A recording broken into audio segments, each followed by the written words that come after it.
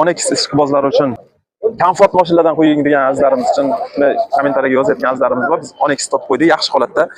Keling qani, keling trendga chiqarib yuboraylik sizni. Mana qarang. Necha pul so'ralayotganini ayting. 27 so'rayapti. 27 so'ralayapti.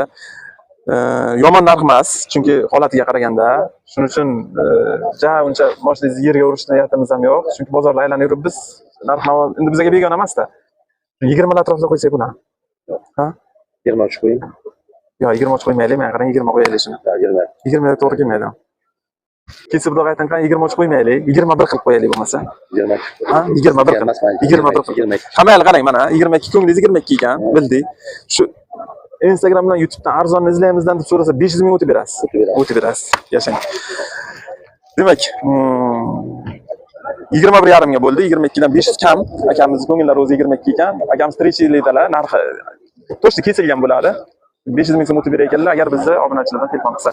2023-yilda ishlab chiqarilgan, 43 ming probegda ekan, kraskasi absolyutni top-toza, qonchi kraskasi yo'q ekan. Yoqilg'i benzin, miyaqli balonlar qo'yib qo'yilgan, chiroyli chexollar qo'yib qo'yilgan, hamma xarajat qilib qo'yilgan, olish kerak, minish kerak. RC ablisovkalar qilib qo'yilgan.